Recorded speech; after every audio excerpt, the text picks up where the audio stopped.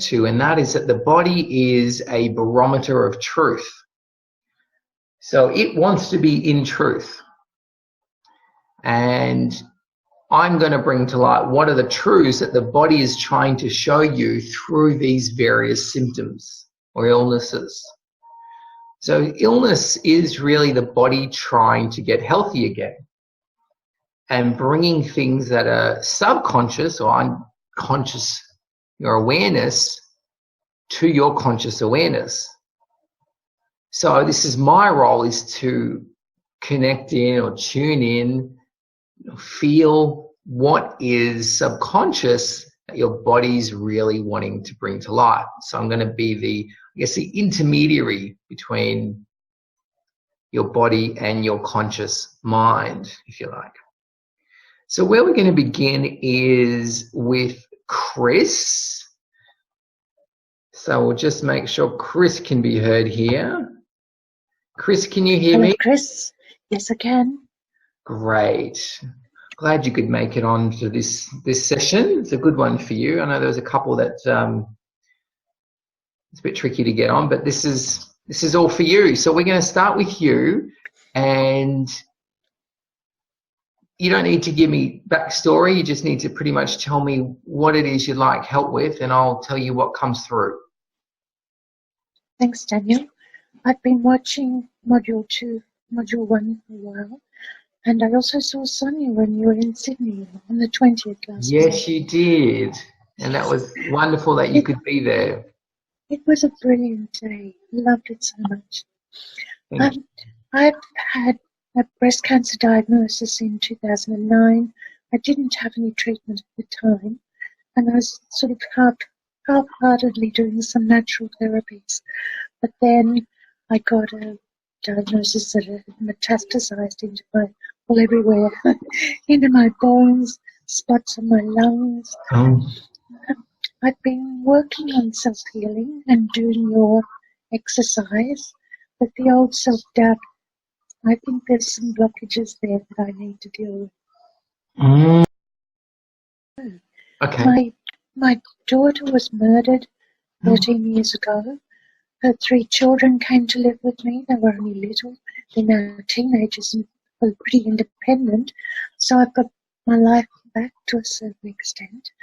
But apart from that major trauma, I just really don't know, except a very low self-esteem, lifetime exercise.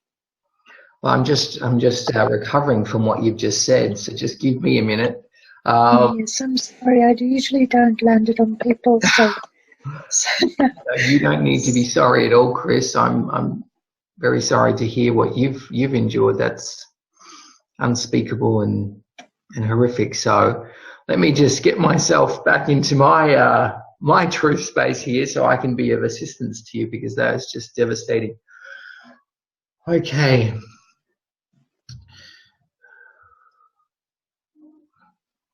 Okay, so the first message that I'm getting, Chris, is that self-doubt isn't the biggest issue right now. You actually, if you really had the self-doubt that you think you've got, you wouldn't be on this call. You wouldn't be doing the work yourself. You would have really handed this over to, I guess, the conventional methods and processes and gone, oh, there's nothing I can do about it, and off you go. So you really got to pat yourself on the back is the first message, and go, well done for knowing that, this is your path, this is your journey, and as you were able to manifest this symptom, you're also able to unmanifest this symptom. So just bring that knowing into your body and visualize that going straight into all the parts where those symptoms have been showing up, because that giving yourself that credit and that self-love is one of the first steps to healing your body. So you just take a moment to just bring that in, recognize that you are really believing in yourself far more than you're giving yourself credit. I can feel it. It's been working with you, I think, has made that big change. So that's the first one. Let's just bring that in for you. The next message that's coming up, Chris, is also that there's a part of you going, this is all my fault. This is all my fault. I did this to myself. I hated myself. I hated this. I did that. And that's actually, that energy is actually what's having it spread. So when you found out, firstly, that your first diagnosis, you went into this space of self-blame. And that self-blame then spread this symptom throughout the body. So we need to just get rid of that. Just if you can acknowledge to yourself that you did not bring this into your life out of poor judgment or poor choice or missing something or not doing enough of something, that's not why it's there. This is not your accident. Okay, you've been very quick to blame yourself for this, but it's the truth is it's not your fault. That's the truth. It's not your fault. Okay? Yes, that's good to know. Thank you. Just free yourself of that. Like it's the self-blame is very unhealthy, to put it mildly. Okay, so what I'm seeing for now, is in terms of why the cancer manifested in your breast, is I'm an awful mother. I'm a terrible mother. Look what I allowed to happen. Can you feel that? Yes. Yeah. And you're worried, you've been worried that I'm going to confirm that. Or at some point it's going to be confirmed. But you know, the truth is, Chris, you are a beautiful mother. Absolutely beautiful mother. And this is what needs to be worked on to heal the illness that you've got there. It's really the I hate myself mother routine. We won't be able to get as far today as convincing you that you're not. That's going to take minimum one session, maybe 3.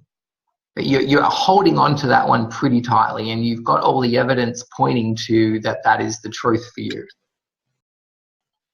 But whilst you're holding on to, I'm a god-awful mother, curse my soul, curse my very existence, which is some of the things you're saying to yourself, whilst you are saying those things, albeit subconscious, but you are aware of many of those, your body's just, it's just pollution in the body. It's cancer. Those thoughts are cancerous thoughts.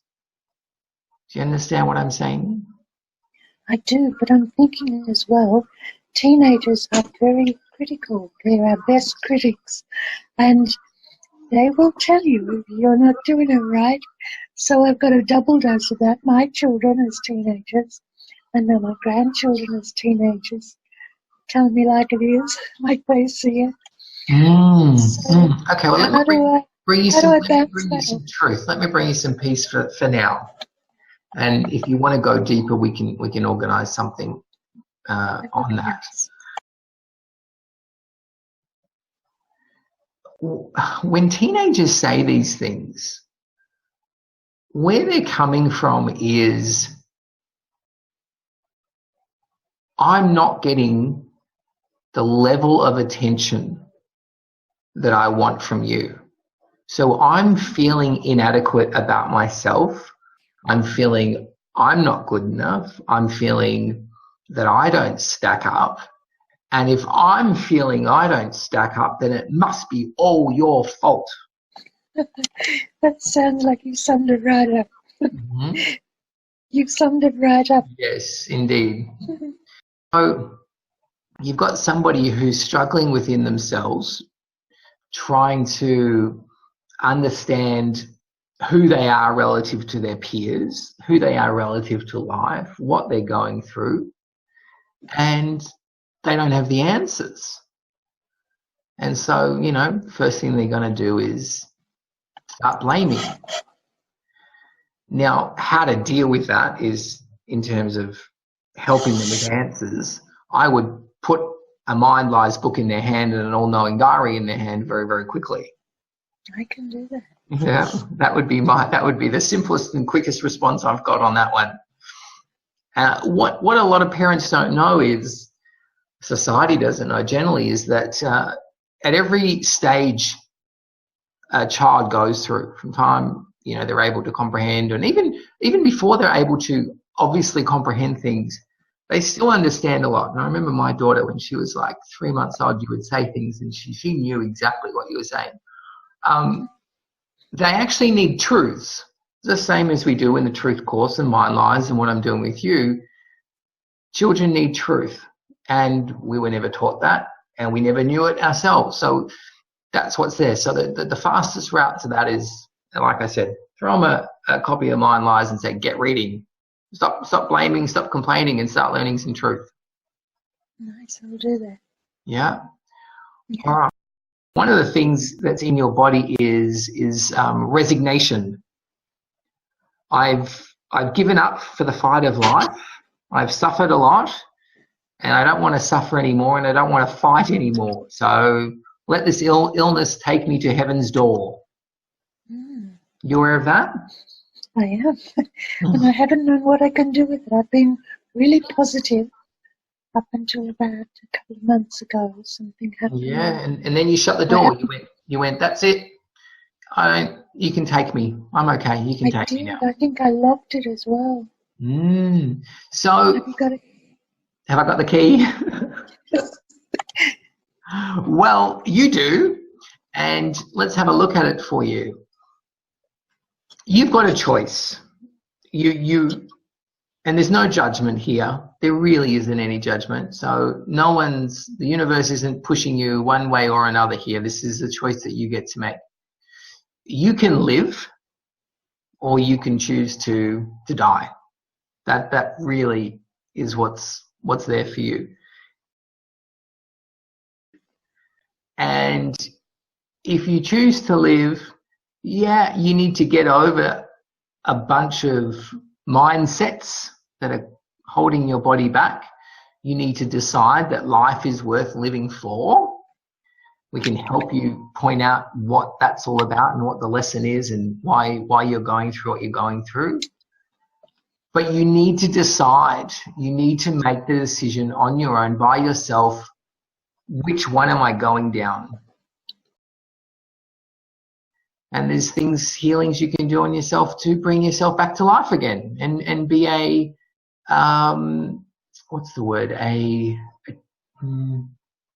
voice of truth for other people with breast cancer, showing them the light, helping them heal. You're ringing my bell, Daniel. Oh. That's something I would love to do. Well, so you need to, here's your homework for tonight. You get to a point and decide, I'm going to heal and I'm going to teach other women how to heal. And I'm going to show them that breast cancer is beatable, healable, and they don't need to buy into all this rubbish out there that it's a death sentence and you have to have your breasts removed and all these things. You can, because that's what will happen. When you heal this, you will do that. You will be a champion out there for the cause. That's what's available to you. You'll get to affect thousands of lives. Lovely. So you tonight can sit in the space of, is that worth living for? I've got lots to live for, but I'm wondering, can I have more? I have some people in my life that I would love to help to heal. So I would like to be able to be a more general healer. Yeah. Help people to help. You won't be able to do that if you're dead, will you? That's true. I think I'm already there. I don't have to wait till tonight for that decision.